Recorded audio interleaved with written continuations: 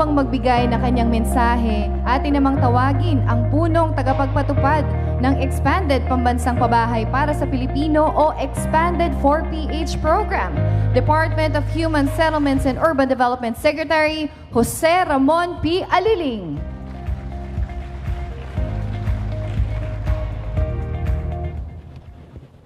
His Excellency President Ferdinand R. Marcos Jr., mga kapwa ko lingkod bayan, sa ating mga benepisyaryo ng Expanded 4PH, at sa lahat po ng naririto, magandang umaga po sa inyong lahat.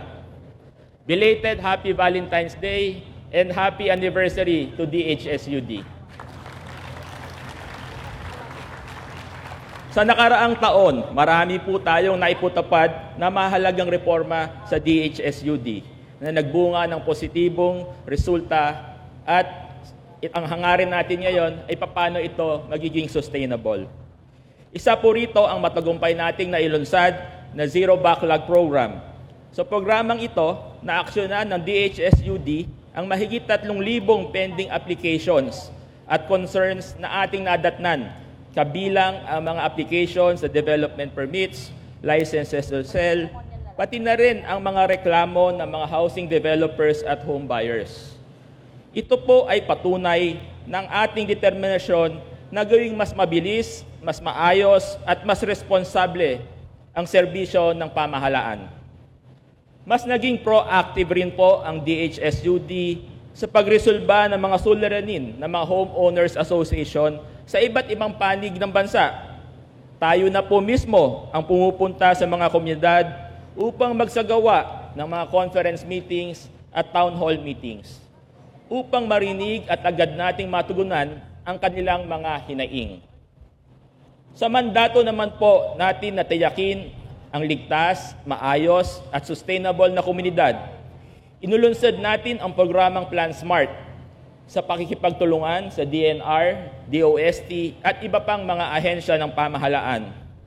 Sa pamamagitan ng satellite technology at updated applications, mas makakatulong na po ito sa ating mga LGUs upang maging scientifico ang ating pagplano sa urban and housing.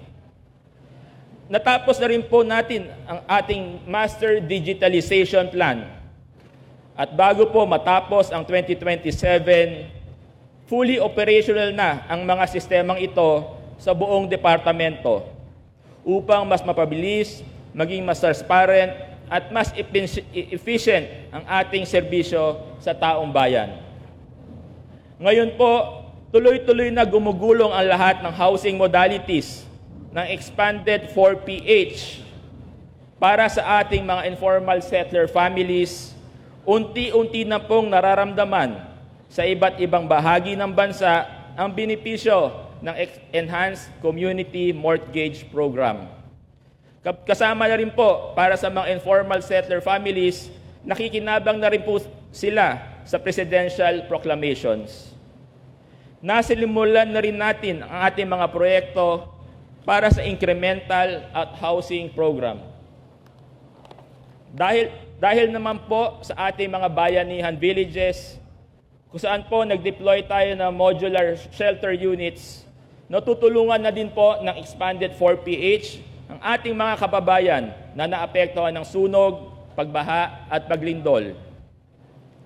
Para naman sa ating mga working class, meron na po tayong iba't ibang low-interest 4PH loan options sa ilalim ng Pag-ibig Fund para sa mga nagnanais na mag-avail ng house and lot o condominium type units sa ilalim ng programa.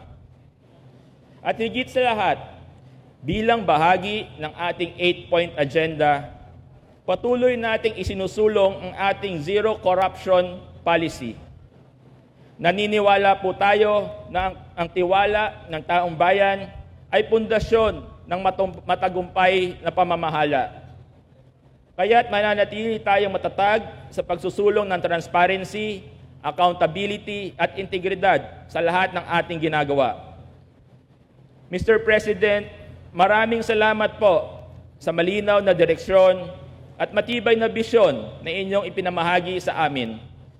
Ang DHSUD at ang aming mga attached agencies ay nananatiling buong pusong nakatuon sa pagtupad at pagtatapos ng mga programang ating sinimulan para sa kapakanan ng bawat Pilipino. At sa aking mga kasamahan sa Department of Human Settlements and Urban Development at sa ating mga attached agencies upang maging sustainable ang ating mga positibong nakamit, patuloy po nating paalabin ang inspirasyon sa isa't isa. Patuloy tayong maglingkod ng may kakayahan, malasakit at integridad. At lagi nating tatandaan, doing things right is always the right thing to do. Maraming salamat po. Mabuhay ang bagong DSUD, mabuhay ang bagong Pilipinas.